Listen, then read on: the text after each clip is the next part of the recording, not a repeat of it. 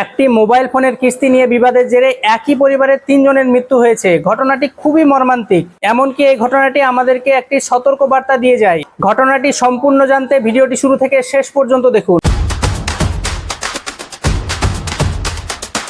মহারাষ্ট্রের ছত্রপতি সম্ভাজিনগর জেলার তিসগাঁও এলাকার একটি পাহাড়ে এই ঘটনাটি ঘটেছে। পুলিশ সূত্রে জানা যায় মৃত তরুণের নাম কুনাল, বয়স মাত্র 18 বছর।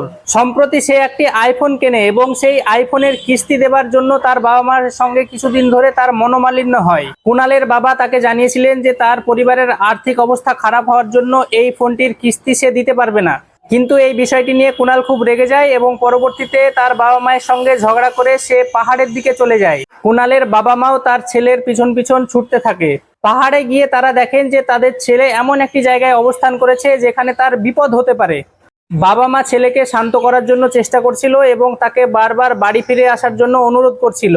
এছাড়াও স্থানীয় কিছু লোকজন কুনালকে বোঝানোর চেষ্টা করেছিল যাতে সে বাড়ি ফিরে যায়, কিন্তু কেউ কাছে যাবার চেষ্টা করলেই কুনাল আরো রেগে যাচ্ছিল এবং উত্তেজিত হয়ে যাচ্ছিল। ফলে তাকে কেউ জোর করে আনার সাহস পাচ্ছিল না। এভাবেই দীর্ঘ সময় তাকে বাঁচানোর চেষ্টা চলতেই থাকে।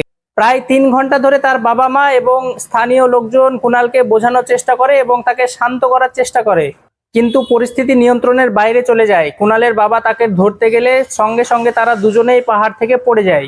এই দৃশ্য দেখে কুনালের মা তাদেরকে বাঁচানোর জন্য পাহাড় থেকে লাফ দেন। পরবর্তীকালে স্থানীয়দের সহায়তায় পুলিশ তাদেরকে উদ্ধার করে হাসপাতালে নিয়ে যায়, কিন্তু পরবর্তীকালে হাসপাতালের চিকিৎসকরা তাদেরকে মৃত বলে ঘোষণা করেন।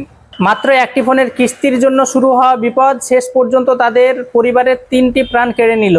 কিন্তু এই যে ঘটনাটি ঘটলো, এই ঘটনা সব থেকে বড় শিক্ষা কি? এই ঘটনা থেকে আমরা কি সতর্কবার্তা পেতে পারি? জীবনে টাকা পয়সার সমস্যা আসতেই পারে, এমনকি নামি দামি জিনিস কিনতে না পারার আফসোস, এমনকি রাগ হতেই পারে। কিন্তু কোনো পরিস্থিতিতেই হঠাৎ রাগের বশে এমন কোনো ঘটনা ঘটানো যাবে না যেখান থেকে আবার পরবর্তীকালে ফিরে আসা যাবে না।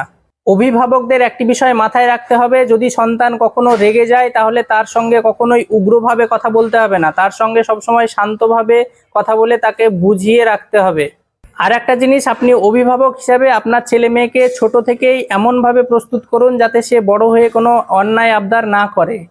ছেলে মেয়েকে সময় দিন এবং তাদের সঙ্গে বন্ধুর মতো মিশুন, তাহলে আপনি তাদের মধ্যে কি চলছে সেটি বুঝতে পারবেন।